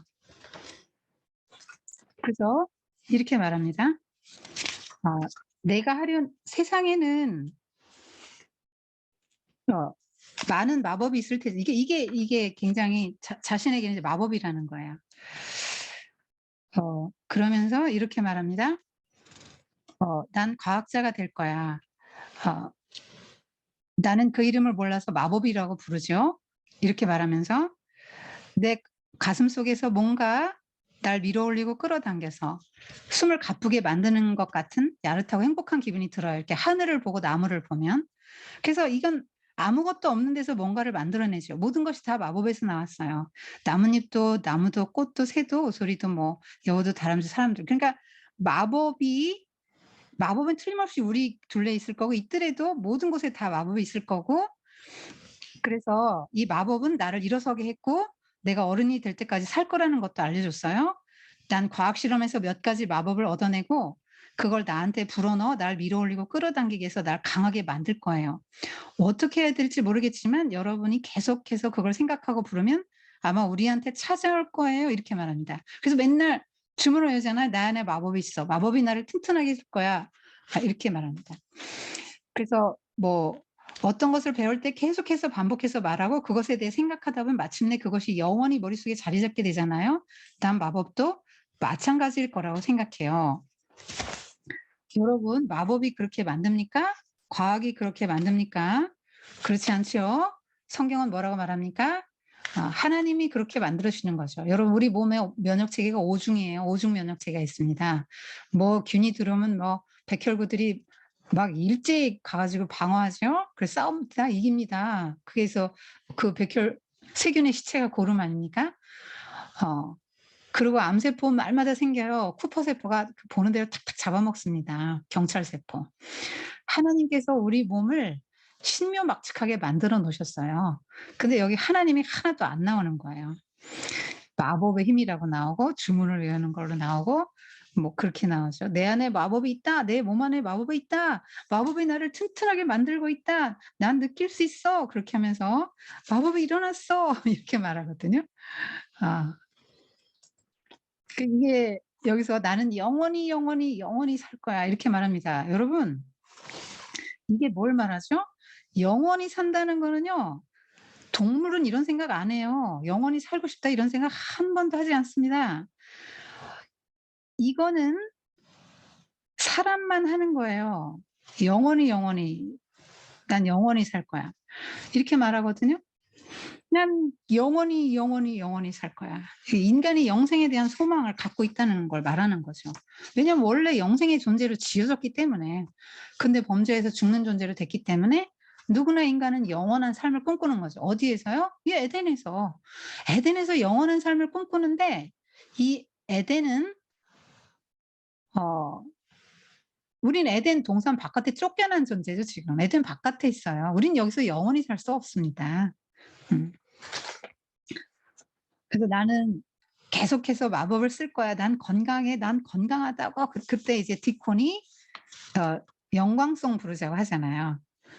어 그 그러니까 벤노인이 "영광송이라도 하자." 그러니까 어 벤노인이 제안합니다. "영광송이라도 하자." 그래서 어 영광송은 교회에서 부르는 건데 우리 엄마는 "아침에 일어나면 종달새도 영광송 부른다고 생각한다. 믿는다." 그러면서 디콘이 그렇게 말하죠.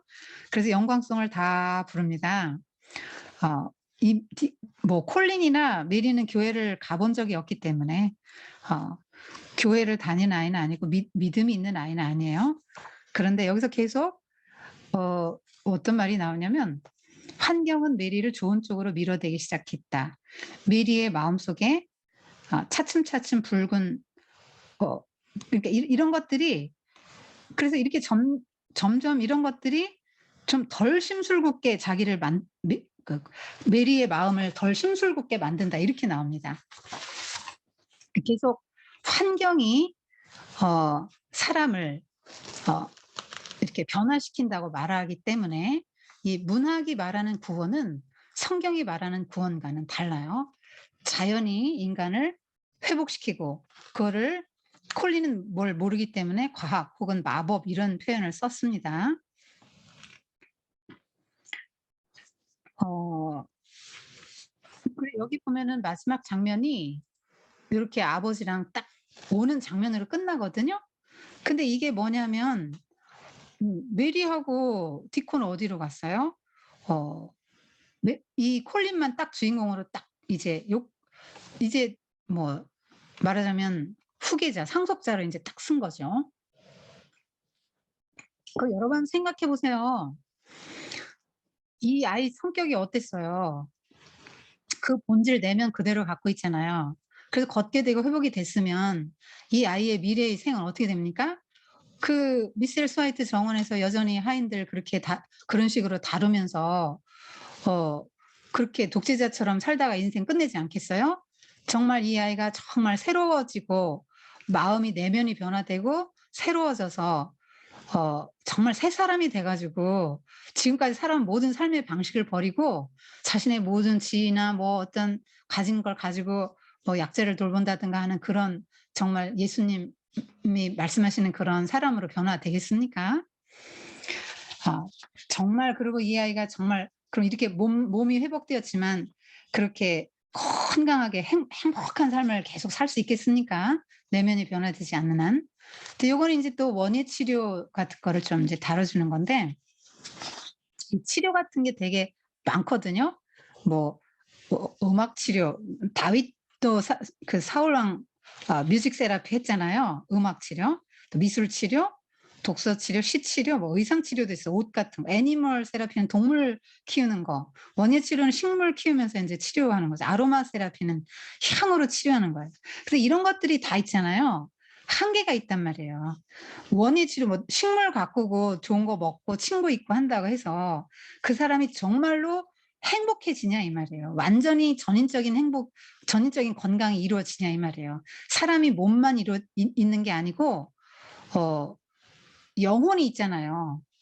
그렇기 때문에 이 영혼의 건강은 하나님의 말씀이 이제 영혼의 건강을 주는 겁니다. 성경의 히브리서 4장에 뭐라고 나옵니까? 하나님의 말씀은 살았고 운동력이 있어 좌우의 날선 어떤 검보다도 예리해서 혼과 영과 및 관절과 골수를 찔러 쪼개기까지 하고 그런다고 나오잖아요. 그러니까 우리 마음, 영혼을 대수술해서 완전히 새로운 사람을 만들어주는 거는 하나님의 말씀이에요. 그리고 마른 뼈들이 살아나는 거 에스겔 37장에 나오잖아요. 정말 죽어가는 사람도 살릴 수 있는 건 하나님의 말씀이고 하나님의 능력이지 자연의 힘은 아니에요. 그러니까 하나님이 나의 힘이죠. 이 두려움이나 이런 문제들, 콜린이 갖고 있던 불안, 두려움 이런 것들이 자연이 치유해줬다. 그렇지 않습니다. 하나님이 하시는 것입니다. 자, 이제 그 메리나 디콘이 사라진 거는 이것도 역시 그 굉장히 제국주의적이고 가부장적인 걸 딱 또 살려주는 거죠. 마지막 판에.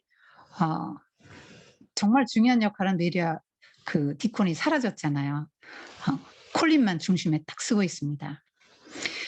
여기 보면은 굉장히 그런 태도가 많이 나오는데 뭐 기후부터 그렇게 하고 비교되고 있죠. 그다음에 하녀들도 조금 다르게 나오죠. 인도 하녀와 영국 하녀 와서 다르게 나오지 않습니까? 인도를 또 굉장히 야만의 공간으로 라자 막 그 야만인 왕으로 말하지만은 여러분 인도의 산스크리트어는요. 인도 그렇게 발달된 언어를 다시는 만들지 못한다고 합니다. 그리고 인도 사람들이 미국의 실리콘밸리 가득 채우고 있는데 그 사람들은 19구단을 해요. 우리 9구단밖에 못하죠. 우리는 19 곱하기 19 이런 거 19 곱하기 19를 한다고 얘네들은. 이 책은 그 메리와 콜린이 사랑받지 못하고 부모에게 버림받고 주변과 친밀한 관계도 맺지 못하고 타인과 전혀 소통이 안 되고 일방적으로 명령하고 고압적이고 그런 태도 아주 거만하고 그런 아이들이 이렇게 변화되고 이랬다는 점에서 굉장히 사람들을 끄트머리 가서 행복하게 해주죠. 기분 좋게 해주죠. 네, 그래서 이 책이 사람들의 마음에 요즘에 또 문명사회가 됐고 하기 때문에 자연을 이렇게 자연을 통해서 회복된 이런 것들을 그려서 사람들의 마음을 더 얻게 됐는지도 모르겠어요. 하여튼 여기서 메리는 구원자로 그려지고요. 그러나 메리의 구원은 한계가 있습니다. 문학이 말하는 구원과 여러분 성경이 말하는 구원과는 다른 거 알아야 돼요. 이거는 잠시 잠깐이고 육의 구원에 그치는 거고요. 우리가 성경이 말하는 구원은 영혼의 구원을 말하는 것입니다. 그리고 여러분 이런 오만한 태도, 제국주의적인 태도는 하나님이 정말 기뻐하지 않으시는 걸 알아야 돼요. 안하무인이라고 하잖아요. 자기 아래에, 자기 위에 사람이 없어요. 자기 안하무인, 자기 안하무인이다. 자기 눈 아래로 보는 거죠. 모든 사람을. 여러분 그런 태도로 보면 자기 위에 진짜 있는 하나님을 못 보게 되잖아요. 그렇기 때문에 오만해서는 안 되는 것이죠. 결국 이 아이는 그 내면이 변화되지 않고 완전한 구원에 이르기 전에는 일단 뭐 육신의 이런 구원만 경험했다고 볼 경우에는 변함없이 그런 그 미셸 스와이트 정원에서 그 하인들을 함부로 대하던 또 그렇게 히스테리 부리던 그 모습 그대로라면 몸만 건강해졌을 뿐이지 아무것도 아니게 되는 것입니다. 자, 이제 어느 정도 마칠게요. 시간이 많이 갔어요. 음, 여러분이 성경과 같이 가는 거는 같이 가는 거고요. 또 이거는 성경적이지 않다. 성경은 이렇게 말하고 있지 않다는 걸 여러분이 분별할 수 있기를 바랍니다. 중요한 거는 내면의 변화입니다. 기도합시다. 하나님 아버지, 메리와 콜린, 또 그 부모, 메리의 부모, 또 콜린의 아버지, 다 망가진 인생들로 나왔지만 그들이 대자연 속에서 또 식물을 가꾸고 또 운동을 하고 맑은 공기를 마시고 그러면서 건강을 되찾은 이야기 오늘 나누었습니다. 정말 우리가 몸만 있는 게 아니라 영혼이 있기 때문에 전인적인 우리가 치유와 전인적인 구원을 경험할 수 있도록 도와주시고 또 이러한 책들을 볼 때 일부 맞지만 그렇지 않은 부분 분별할 수 있는 그러한 분별력들을 사랑 우리 친구들에게 더해 주시기를 기도합니다. 환경, 외부에서 그런 것들이 우리를 변화시키는 것이 아니라 정말 하나님의 성령이 우리 내면을 변화시킬 때 우리의 삶이 변하고 주변 환경이 변한다는 것이 성경의 이 가치인데 그런 것들을 기준으로 이런 세상의 책들을 이제 분별할 수 있도록 도와주세요. 감사드리며 예수님의 이름으로 기도드립니다. 아멘. 여기까지 할게요.